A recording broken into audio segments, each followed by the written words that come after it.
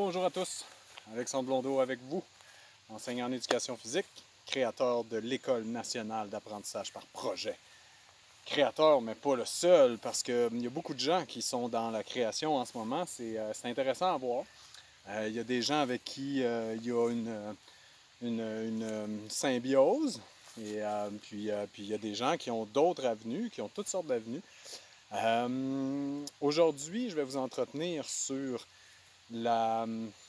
Pourquoi, pourquoi y a-t-il une grande différence entre vivre dans le passé et vivre avec le passé?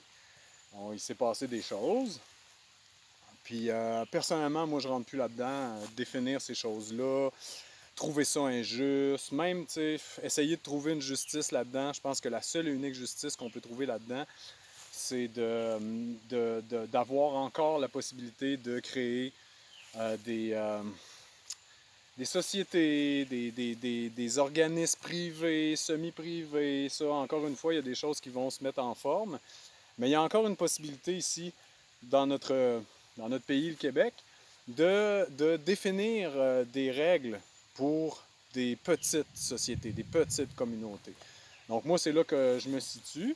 En même temps, mon objectif principal, mais j'espère que ça va devenir un peu plus englobant, un peu plus fédérateur que juste une école. Mais juste une école, pour moi, c'est déjà assez énorme. Créer une école, je pense pas que c'est une petite chose. Je pense que ça doit s'inscrire, comme je disais dans d'autres vidéos, ça doit s'inscrire dans un édifice où chacun peut amener l'expression de son être. Donc, je trouve ça très, très important pour la suite des choses de ne pas rester dans le passé. Il faut vivre avec le passé. Le passé, il est ce qu'il est. Il ne sera jamais réparé. On ne peut pas recoller des morceaux. Hein. On voudrait peut-être retrouver nos anciennes vies, mais je ne pense pas qu'il y a quelque chose de bénéfique à ce niveau-là, au sens où est-ce que c'est se torturer. Hein. C'est un peu comme... en fait, je considère qu'on s'est fait abuser, hein, les personnes comme nous. On s'est fait abuser parce qu'on ne l'a pas su, puis on ne nous a jamais demandé notre avis. Hein. C'est un peu comme un... Non, je ne comparerai pas à un viol, mais il y a peut-être des petites ressemblances au sens où est-ce qu'on ne demande pas à la victime si elle est consentante. Hein. Donc, de toujours rester dans cette dynamique-là qu'on s'est fait abuser, c'est super mortifère, c'est très toxique, c'est négatif. Je l'ai vécu moi-même. Moi, personnellement, j'ai toujours dans ma vie, j'ai voulu me situer dans les solutions, dans l'action, dans l'agir.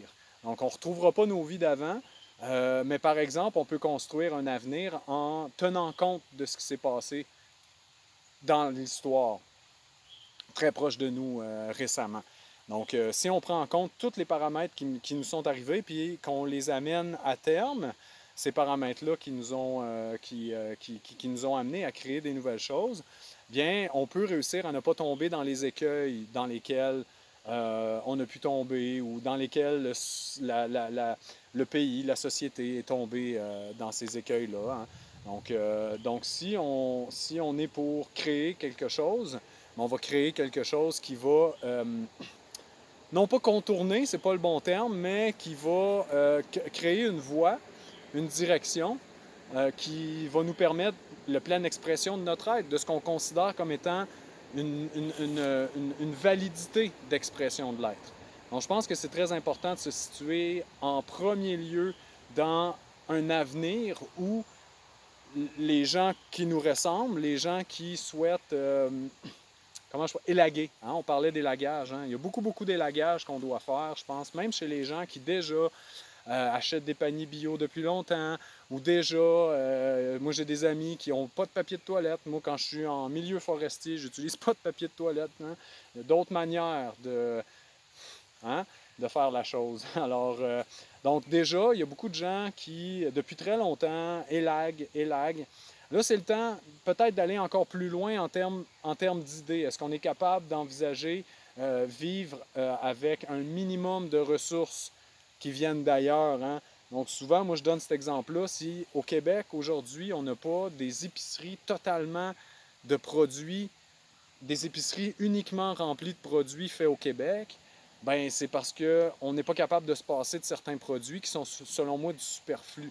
Donc, de mon humble avis, on n'a pas besoin d'un paquet de choses qu'on trouve dans une épicerie pour la vie quotidienne. Puis j'ai un paquet d'amis qui ont probablement élagué plus de 60-70% de ce qui est vendu dans les épiceries, puis ils vont utiliser 30% de ce que l'épicerie offre comme choix.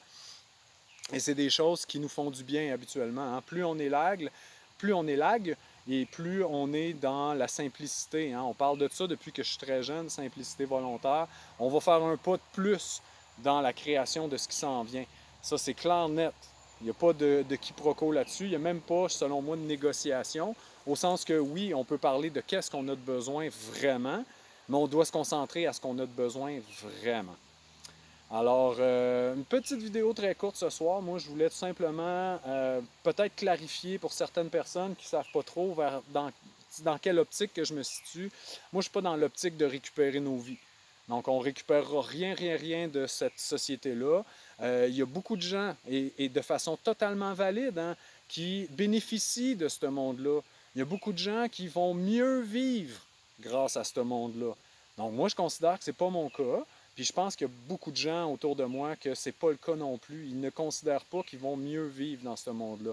Mais je crois, à juste raison, je crois qu'il y a une grande majorité de gens qui vont mieux vivre dans ce monde-là. Donc, à partir de ce moment-là, on cesse une espèce de combat de tiraillement ou de rentrer dans le jeu de la victime. Hein? Je suis une pauvre victime. Je veux qu'on m'aide ou je vais ressasser les événements du passé qui m'ont abusé sans cesse pour essayer d'aller récupérer quelque chose. Donc, ou d'essayer de reconstruire. Non, il ne faut pas reconstruire quelque chose qui n'a pas marché. Donc, il faut créer quelque chose de totalement nouveau. Donc, c'est vers ça que moi, je m'en vais. Et puis, ça fait très longtemps que je suis dans cette optique-là, mais au niveau de la réalisation concrète de cette optique-là, c'est très nouveau. Mais j'ai commencé à penser comme ça quand il y a très longtemps, j'ai lu Rousseau. Autant que que j'ai absorbé Rudolf Steiner, j'ai absorbé Jean-Jacques Rousseau à une certaine époque. Et puis, une phrase me revient instantanément, hein, c'est que du moment qu'on paye des représentants à notre place, la démocratie est terminée. Là, on est en 1756.